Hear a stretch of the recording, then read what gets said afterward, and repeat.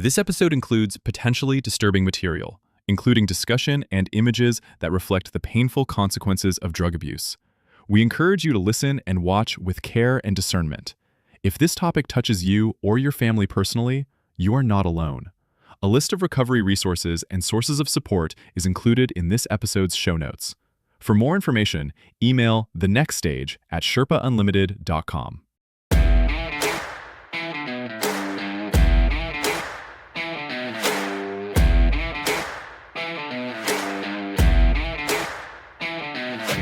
Drug abuse has always been a game of Russian roulette, but the fentanyl crisis is a completely different thing. Today on the Next Stage podcast for men, Rob Stout talks to Pat Stanton about his harrowing journey of nearly losing his son to a fentanyl overdose and his family's road to recovery. This is a special edition of the Next Stage, where we will focus on the importance of men resolving to either get help for themselves or for their loved ones. The Next Stage podcast for men is a bi-weekly audio and video podcast helping a man live a life of purpose, born out of his identity as a man created in God's image. For more information about Rob Stout, the Next Stage podcast, or Sherpa Unlimited, see the show notes or visit sherpaunlimited.com/podcast. Welcome to the Next Stage. Men, welcome to the Next Stage. This is going to be a tough conversation. This is not an easy conversation. This is not an easy story. But I'm so excited that you're with us today, and I'm grateful to have my friend Pat Stanton with us. Here's what we're talking about. We've all heard opioid abuse, opioid imports, opioid, all this stuff, fentanyl this, all of this. This is an issue that is easy to say, well, this is out there and this is someone else's problem, or this is, some back alley type of an issue. This is not. This fentanyl problem in our country hits every family. I'm sure most men are one or two steps away from somebody who's been impacted by this. No doubt. I know our family is.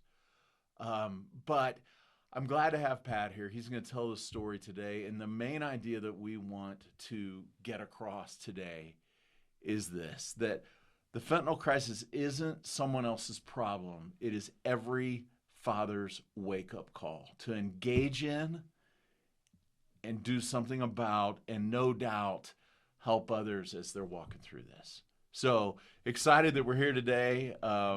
Excited to have my friend Pat, and let's just dive in. Sure, Tell absolutely. us about your relationship with your son Robert when he was young. Well, first of all, thanks for having me. I appreciate that, Yeah, man. and an opportunity to talk about a topic that is so critical to men, to dads, to men who have leadership roles in the community, whatever. But Robert, who is 31 years old now,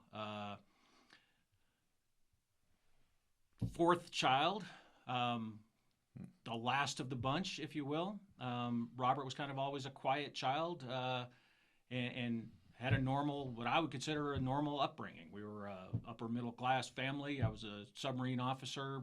We moved a couple times, but nothing too crazy. And Robert had what seemed to be a normal life, plugged in normally with friends. In hindsight, what it turns out is that as the life went on, Robert faced some challenges primarily from his parents, to be honest. Number one was, as I said, I was a submarine officer, and I was married to a woman who was a prescription drug addict.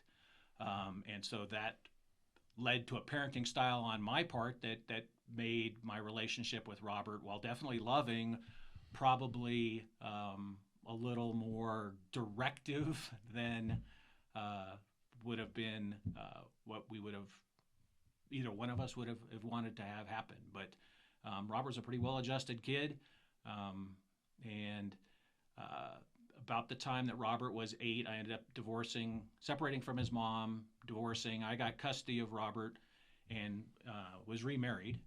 And Robert came and lived with myself and my new wife, Gwen, and was with us until he was 14 years old. We were living in Charleston, South Carolina. And when Robert was 14, he has an older brother, Thomas, who was 16 at the time, decided that they wanted to live a little bit more of a free life than they had in our house, blended family. We had 5 teenagers in the house at that time. And they Robert and Thomas chose to go live with their mom for a little bit. So that was a pretty significant change in his life. And he was 14 at that time. 14 at that time. Okay. When was his first known use of drugs? Yeah, so we suspect, and as parents, you find yourself often in the suspect mode, was Right. probably about when he was 13. So part of the reason that Thomas and Robert chose to move out was that they had absorbed some of the behaviors of their mother, and that included marijuana use in middle school. And I think that Robert, even at that point in time, had discovered that, and this will come back later in the story, but had discovered that one of the ways to get the things you wanted as a young teen was to sell marijuana to friends in high school. And so it was a part of the way that unfortunately that those boys had grown up. Not in our house, we had pretty strict rules, but they had been exposed to drugs as a kind of a way of life from their mom. Mm-hmm. Okay. So he's 14. Take us kind of from this episode. It happened when he was 28. Correct. So through college, he was a chemical engineer. Yeah. So Robert finished up high school and went off to Clemson University. Was a chemical engineer, and was doing pretty well in school. He had brought some of those habits in the drug world into college with him, primarily in the selling part of it, and it ended up kind of biting him in the butt a little bit. He and a roommate had discovered or optimized the selling of some drugs in college, and 2 things in a pretty short period of time happened to Robert that changed his life pretty significantly. One was that his selling of drugs, or manufacturing of drugs, I guess is the right word, had been discovered at Clemson. So he was encouraged to pursue excellence elsewhere. And the other part of that, and more significantly as far as his mental health went, was that his roommate and partner suffered a drug overdose and passed away, which changes anybody's life, but particularly for a young man who has a very tight relationship with a friend, and that young man passes away due to drugs. So that put Robert in a pretty deep, dark place.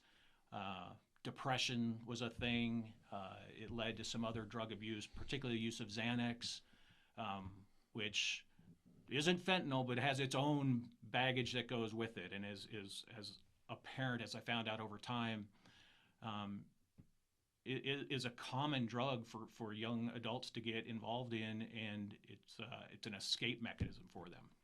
And all of this eventually led up to Robert's incident that we're going to talk a little bit more about. But what I discovered is that many young adults moderate their behavior and their attitudes based on drugs. So in Robert's case, his drugs of choice were cocaine and Xanax. So cocaine to get up to go and do the things he had to go and do, and Xanax to come down and deal with the anxiety from life that he was not prepared to handle.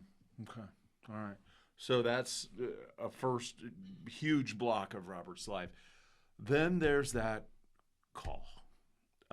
And as a dad, I can't imagine getting it. Yeah. Walk us through that.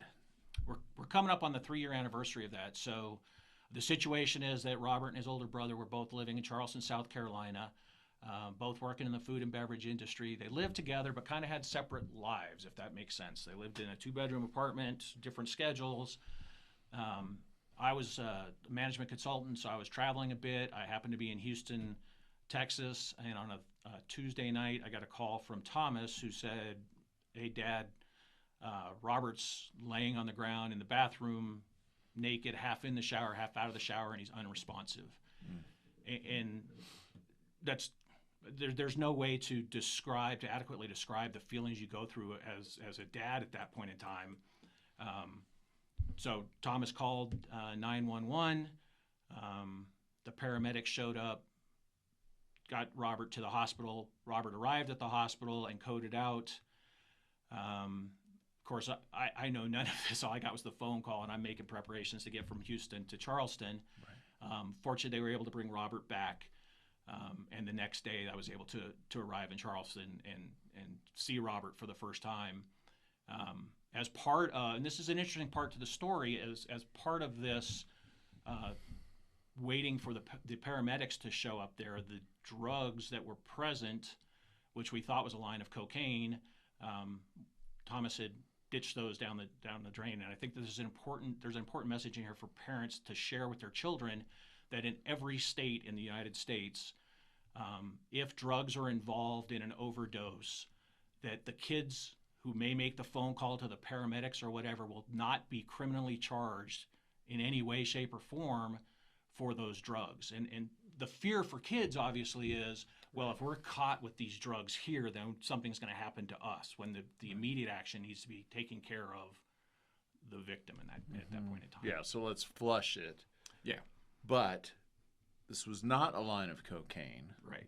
What was it? So it turns out, and again, because the drugs were gone, we had no way of knowing this, no way of testing the drugs. So it was a blood test that had to go through for Robert, and it takes 72 hours for them to confirm that the line that Robert thought was cocaine was pure fentanyl. He had purchased the drugs off of the dark web, another whole topic you may want to talk about someday. It's a scary, scary place. It's the dark web. I don't know a whole lot about it, but it can be Amazon for whatever it is you want to buy. But what Robert had thought was a line of cocaine that he was going to do before he went off to go and work that evening, which was kind of his routine, turned out to be a line of pure fentanyl. Okay, so you're in Houston. Your wife's in Colorado. Yes.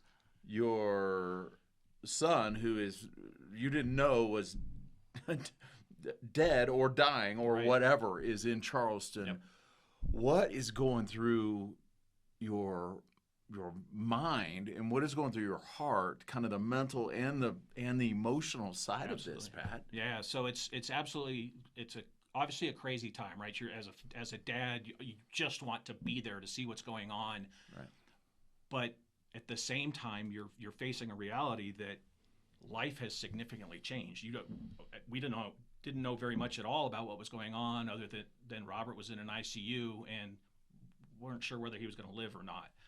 I did, as I flew from Houston to Charleston, I did some journaling, which some of us were great at it, some of us aren't. I was not great at it, but I can go back and look at that now, and my heart pours out as you ask as a dad so many questions about yourself.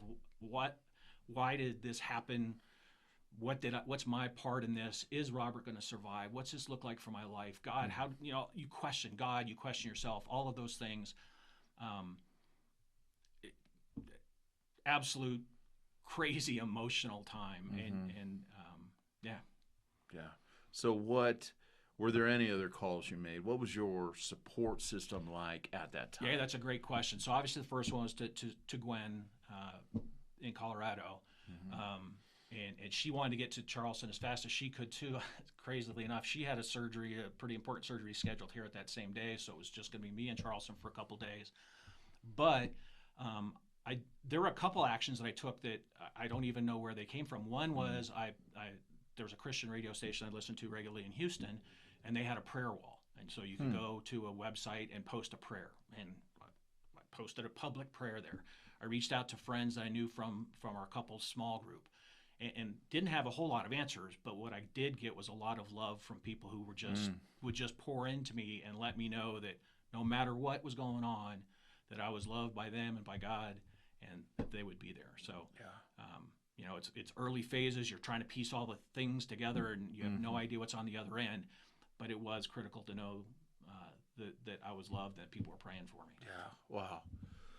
Wow, man. So the fentanyl crisis isn't someone else's problem. It is a problem that every dad needs to hear this, including how to walk through this. This is a kind of a wake-up call podcast episode, in that this is so real and has impacted so many people.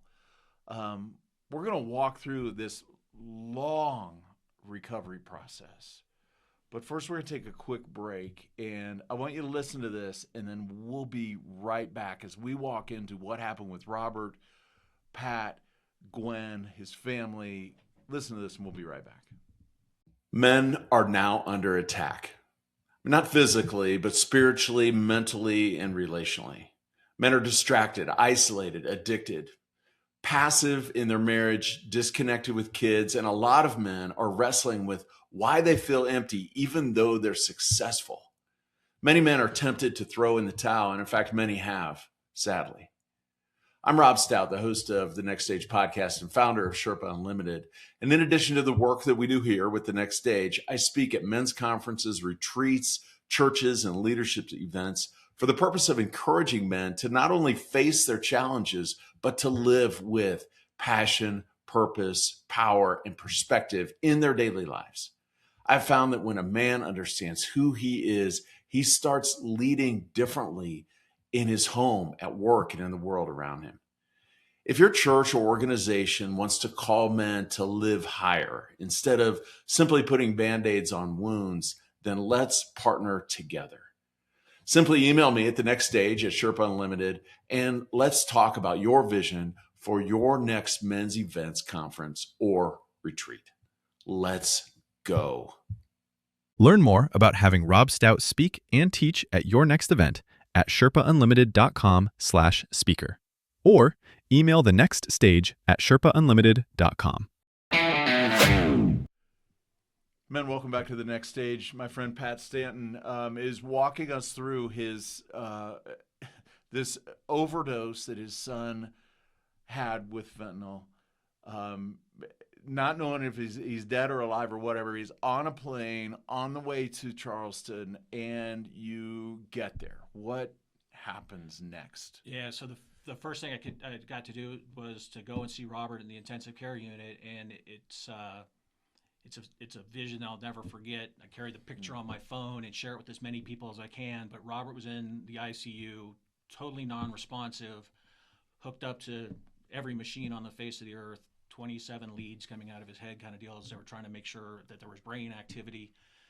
And Robert was completely unresponsive. And as a dad, that is absolutely crushing to see your child. He was 28 years old, but in my brain, he was a 4-year-old kid or a 10-year-old kid or whatever.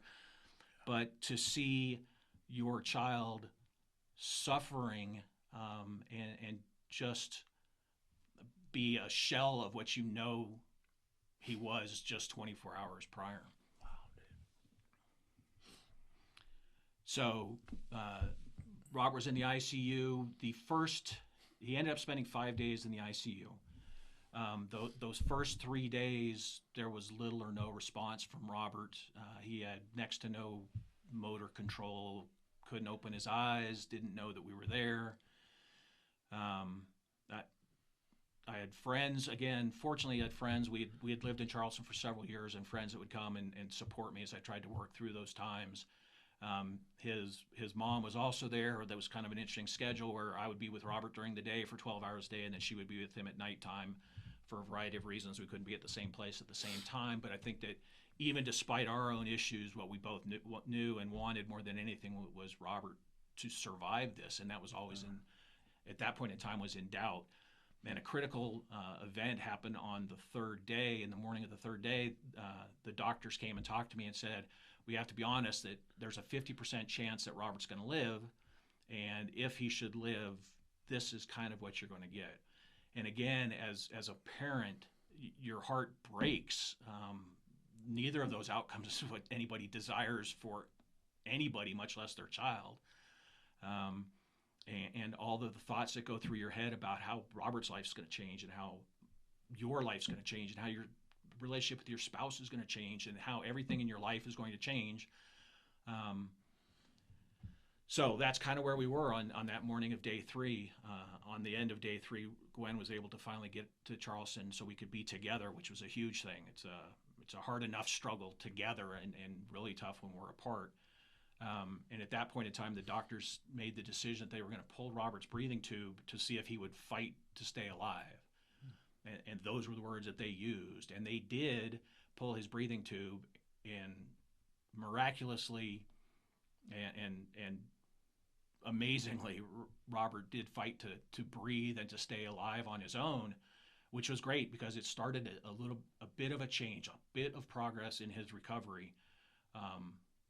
It being able to blink his eyes or to see movement in the room, those kind of things. And as a parent, it seems crazy to be celebrating those kind of behaviors from a 28-year-old kid, but given where he was or what the potential outcomes were, you absolutely celebrate every one of those. And so there are baby steps along the way. I mean, blinking your eyes and all of these little steps. Yeah, other critical things, the swallow test. The goal was to get Robert out of ICU. We knew that we had a long battle ahead. The pictures of his brains, the MRIs of his brain had showed that there was significant damage in his brain, significant areas of his brain that had been killed. In hindsight, what we'd found out that Robert had spent about 8.5 hours unconscious on the floor in the bathroom with reduced blood flow to his brain. So if the line of pure fentanyl hadn't killed him, the lack of brain function should have had a significant impact on the rest of his life. So we had no idea what to expect. But again, the signs were a little bit more positive. The goal was to get him out of the ICU and get him into the neurological rehab place where they could teach him, spend time with him, several weeks with him to get him to be able to do the most basic of functions. Our prayer was to be able to get Robert, bring him home to live with us in Colorado. And to be honest, we were looking at the rest of our lives raising a adult child who had little or no physical capabilities or ability to take care of himself. So he was in the neurological ICU about 3 weeks, I think, that when all was said and done. And again, you celebrate the smallest victories. It took us the better part of another week to get him to even be able to sit up in bed, or to another week or so to be able to stand up with help. You know, again, celebrating the smallest of victories. Robert started to understand what had happened to him. He was able to communicate now. It was great to see the progress. But again, as a parent, seeing a 28-year-old, it was like having a 2-year-old child again. And that's not an adverse comment. It's just like watching your grown adult child develop all the skills, the ability to feed themselves, whatever, things that you thought you'd left way behind. Right. And you're going through those baby steps with the same amount of yes, are you kidding me? Yeah. So there was a turning point. You had gone back to Colorado. You're trying to get him there, and tell us about that. What a miracle! Yeah. So while at this point, while we were in the neurological rehab place, Gwen had been going back and forth between Charleston and our home here in Colorado to try and do a couple things, find out where we could get hospital care for him here and get him on Medicare and all those kind of things, and at the same time we're trying to figure out, okay, so how I'd been living out of a carry-on suitcase for the better part of 3 or 4 weeks, and I needed to come home and kind of get settled there and get myself ready for Robert to come and live with us.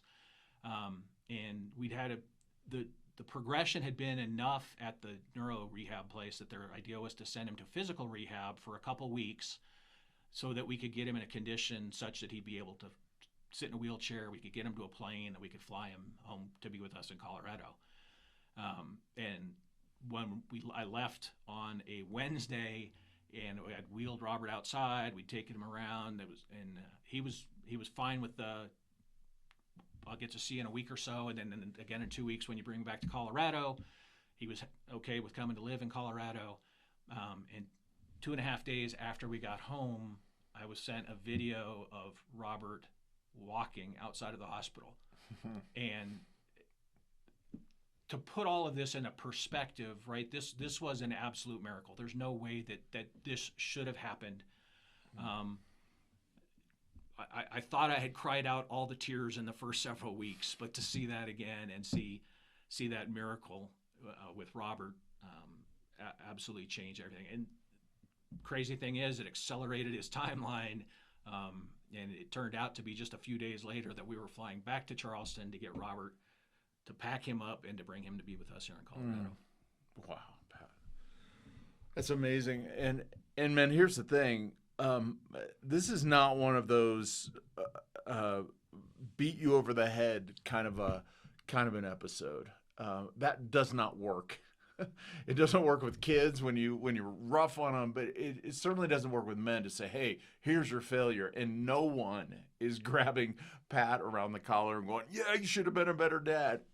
This is an absolute miracle, man. Absolutely. And yet, the number of deaths every year, over 100,000. Pat was telling me that is the equivalent of like a 747 going down every day. That's the amount of people that are dying every year in the U.S., just in the U.S. And yet, Pat, and you and your family are one of the survivors of that. Indeed. You know what I hate? I hate a lot of things that people say at the absolute wrong time. But one of the questions that I hate is, what did God teach you? Like, you were messed up. You had, gone down the wrong path, and God needed to teach you a lesson. I hate that question. Right. But I do love the question, how did you experience God? Yeah, that's a fantastic question. In this. That is an absolutely fantastic question. And I pointed out at the beginning, the being alone with Robert for 12 hours a day, those first 3 days. And it wasn't that Robert and I were alone. It was Robert and God and me. And every conversation that you can think about having with God, I probably had. Whether that was, what did I do? What's my role in this? How can I change places with them? Why am I going through this? And you get through those, and really the point that I eventually got to was a key point for me was when I could finally say, because God had been working on me, is that whatever the outcome is, right? And as a parent, this is incredibly difficult to say, but whatever the outcome is, God, you're in charge, and I'm okay with that.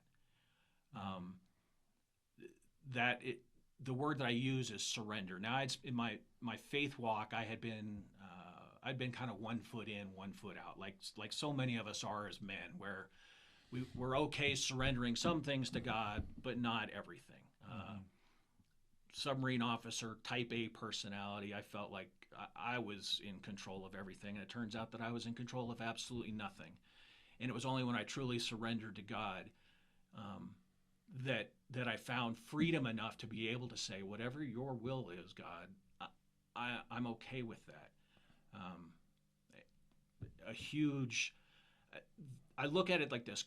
God is going to get our attention as men. And some of you guys are way, way smarter than me, and it doesn't take something like this to get your attention. And I'm not saying I was punished in any way, but I was pretty stubborn. And I had ignored some pretty early and obvious signs that God was trying to reach me.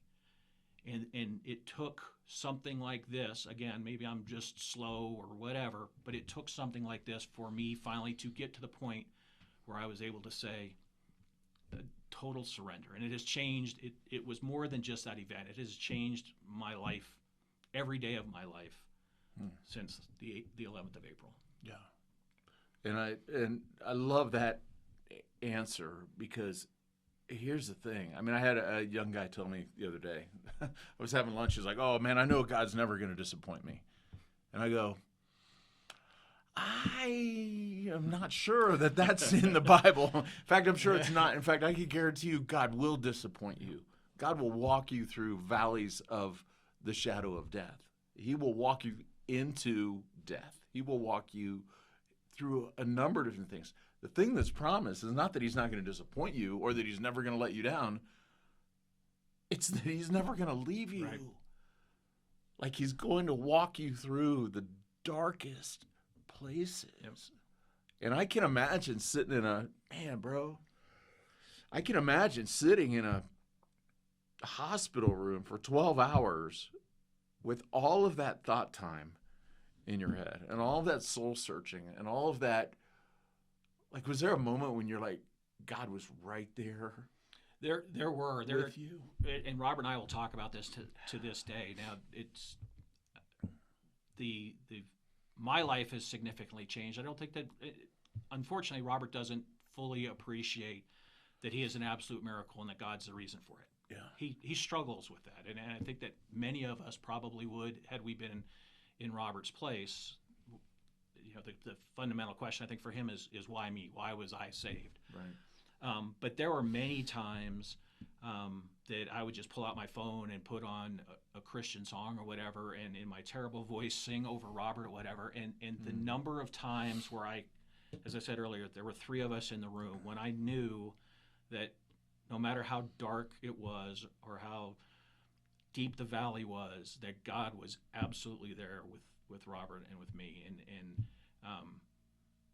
at the same time, too, the support that I had from other men, guys that I had many times in my life, to be honest, kept it kind of arm's length. You know, we had the acquaintance, or we're friends, but the guys that stepped up, both in Charleston that I'd been friends with for years, and guys that I knew here in Colorado, who again just loved on me, loved on Robert, loved on Gwen, loved on us as we went through all of this, and to some degree made God's love a personal thing. They were absolutely demonstrating how much love God had for us, for me, for Robert, for Gwen, by their behavior.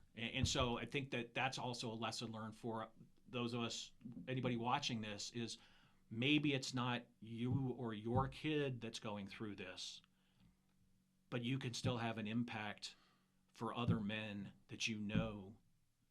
Don't let them go through it on their own. Let them know that you're there with them as well. Yeah. Does your sermon only get one squeeze? There's probably more juice in that sermon. Resermon repurposes sermon content for optimal ministry impact. Learn more at resermon.com or email hello@resermon.com. Men, we're going to wrap up this episode with Pat Stanton and just talk about kind of the reality, offering support, being a man who stands in the gap for our kids and for our families. And I'm wondering, Pat, like a lot of parents don't realize how dangerous this issue is. It has gotten, thank God, a lot of press lately. But many kids think they're taking a harmless drug. They're at a party. They're party drugs. My wife had a friend of hers who literally, she worked with, her daughter was at a New Year's Eve party. She was 22 years old, had just graduated from college. Party drug in the bowl, just popping a pill, gone. I mean, dead on New Year's Eve. Yeah. Like, I wonder what advice or words of, like, I went through this as a dad, what would you tell other dads about helping them be proactive with their kids around this issue? Yeah, I remember writing early on in Robert's recovery while he was still in the hospital, so probably a week or so into it, writing a pretty long email to several friends that I knew and to the men's group I was a part of, because there was a message that I wanted to make sure got out to as many people as possible, and I've talked about it to several other men or men's conferences or whatever. But I think there's 3 absolute takeaways. And the first one is what the topic of this whole thing, which is the fentanyl crisis is real. Those who create fentanyl do it for a variety of reasons. It's cheap. It gives the user a fantastic high. The physical properties of fentanyl make the difference so small between a great high, which the user is looking for, and a fatal dose is so small, and it varies for each and every person. And because it is capable of providing such a good high, many drugs out there are being laced with fentanyl now. And so the kids that go and do those things that you're talking about, the pill parties, where they'll steal a couple pills from your prescription cabinet or whatever, and a bunch of kids drop them in a bowl and they randomly pop them at a party. Or even when they're using what they would say is a safe drug that we know about, if it's laced with fentanyl, it has the potential to kill almost instantaneously. Robert's dosage should have killed him several times over. We were talking a little bit at lunch before this about that same week in Charleston, or the next week in Charleston, they had 5 fatal overdoses from fentanyl alone. It's absolute. The crisis is real. It's out there. In hindsight, looking back as a parent, I was probably oblivious to it to some degree, but I was also afraid, to be honest, to talk to my kids about it. So the first lesson learned is fentanyl crisis is real. Learn about it. Talk to your kids about it. The second lesson is tough love. That engage with your kids. Every child, every kid, we did it ourselves, is going to push back. But you have to be there and be a part of understanding what their life is like, what they're going through, the challenges they're facing. And at times telling them no, and at the same time doing it with truth and grace so that they know that they can come and talk to you. Don't fall into the trap that I may have sometimes of being so right that you're absolutely wrong and that your kids can't come and talk to you. Mm-hmm. So those are the first 2 points. And then the third one, and I know we're going to get back to this in a second, but is that just how great God is and that he continues to work miracles in our life today. So I remember writing that letter. I still carry it around with me. That is the most impactful message for everybody. It's real. Love your kids, truth and grace, requiring the truth part as well as the grace part. And then the God is amazing. Yeah. And so take us back into where Robert's at today. He ended up completing his degree at Clemson. Yeah. So what a miracle. Yeah. Man. So we had brought Robert to Colorado. He lived with us for 7 months. We got him through the finishing parts of his physical rehab, through drug rehab, all the counseling that needs to go with the whys and the wherefores of why drugs were an acceptable alternative. While he was here with us, he actually worked full-time at an Amazon warehouse kind of deal, so he's starting to get that part of his life back into some kind of stability. And one of his overriding goals was to go back to college and finish his degree. And when he had left Clemson, he had about 1 semester left. So in December of 2023, we were able to load up his car and send him back to Clemson. And then on May 9th of 2024, I was at Robert's graduation from Clemson University.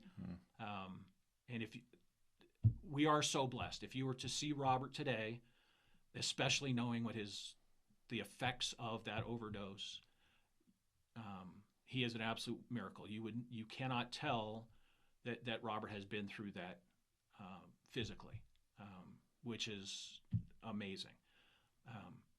I'd like to say that again, honest dad stuff here. We'd all like to say our kids have recovered, they're gone on, and they're conquering the world. Yeah. And to be honest, Robert struggles. The victories are that Robert is clean, he's sober, he knows he's loved, he has our relationship is pretty solid. We communicate about things that I never thought we'd be able to communicate about, but that he has made it through. Is it the life of what I would, as a dad, we all want the best for our kids?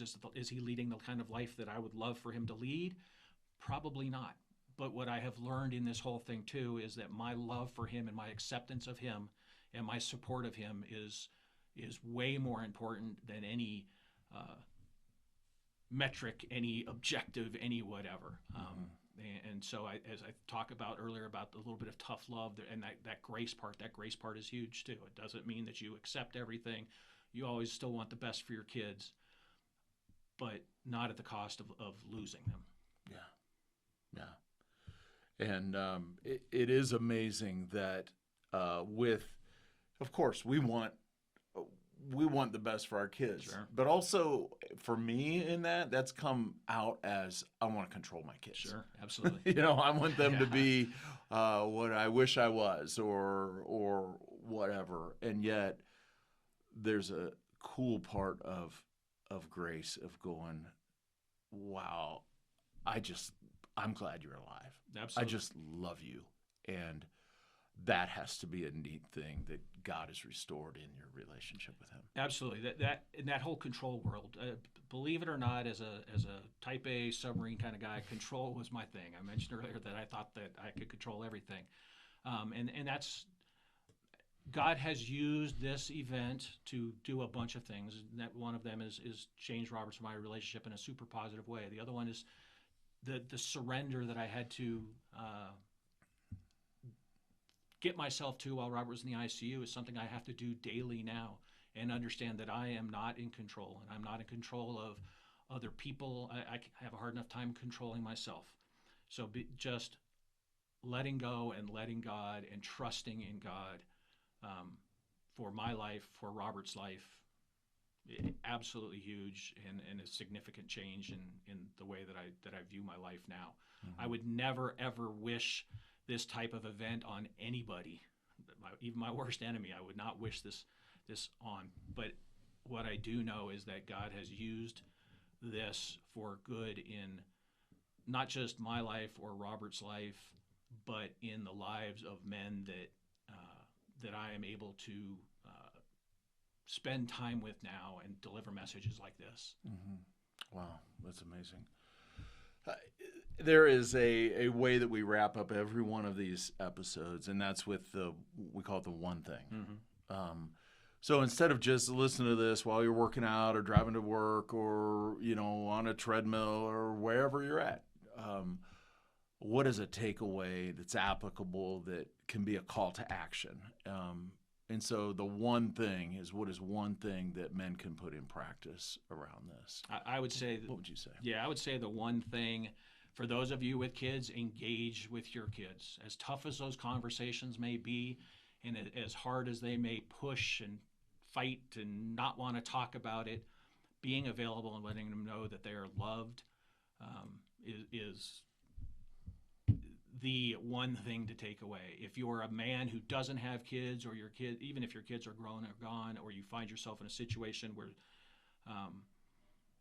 you're either part of this situation or on the periphery of this situation, the other lesson learned, or the other thing to take away is, men, we cannot do it alone.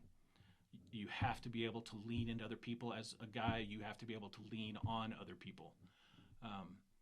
And that's the only way to get through life. Men, this crisis, as we've said, is not out there. It's for all of us to get our hands around. And here's the thing. This is not like even a step away. This is like at your party at your next door neighbor's house. This is in your kid's school. It's at work. It's everywhere. And so the encouragement is to, number one, be aware of it, and number two, take those proactive steps. Absolutely. Talk to your kids, especially your kids. They feel immortal. Every kid does. But it seems like every school year there's this story. So engaging those really difficult and challenging opportunities, or opportunities to have those conversations. Number two, get around other men that you can build a strong community with that's not just surface stuff, but are there when you need them.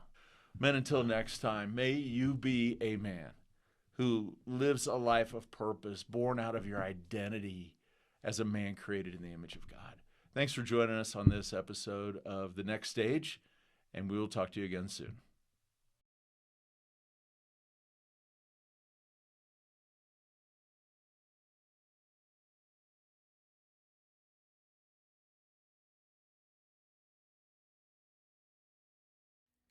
Man, there's a loneliness and isolation epidemic going on in our world today. 50% of men report frequent feelings of loneliness. Another 50% report not having any close friends. And 70% of men report not having a significant relationship or a conversation that goes beyond the surface level in the last week. Life doesn't have to be that way. In fact, Sherpa Unlimited has come along and said, we want to help solve that problem. And I want you to picture your world like this.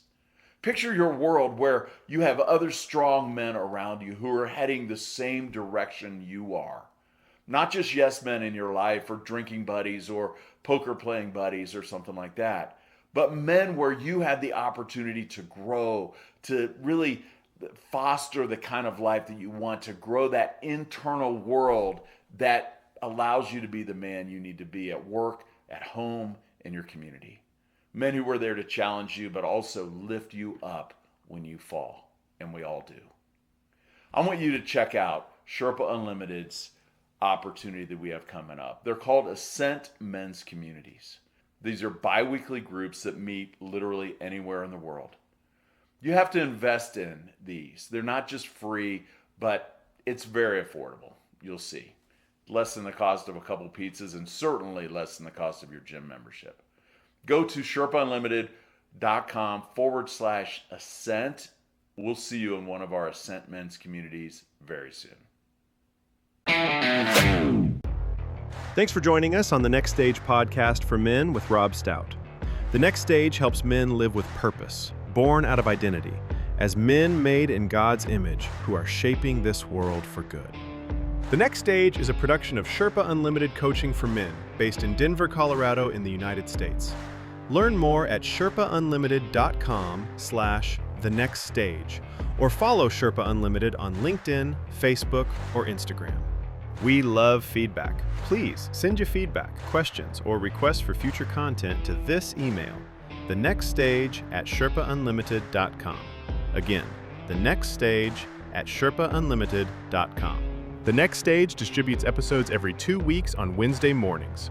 The Next Stage taps the wisdom of the ancient scriptures, and if you don't have a copy of the Bible, we can help you fix that. First, you can visit any public library and check one out, or visit an online or local bookstore. Alternatively, just about any Bible-believing church would be happy to give you a Bible for a nominal price, or even free. And while you're there, make a personal introduction to the pastor or his staff, and consider attending services there this Sunday. Finally, you can just download a free Bible app called YouVersion for your smartphone. Whether you have an Apple iPhone, Google Android phone, or something else, go to your phone's app store and search YOU Version and select the YouVersion Bible. Also, you can find a link for the YouVersion Bible app in the show notes of today's podcast. Thanks again for joining us. We'll see you in 2 weeks.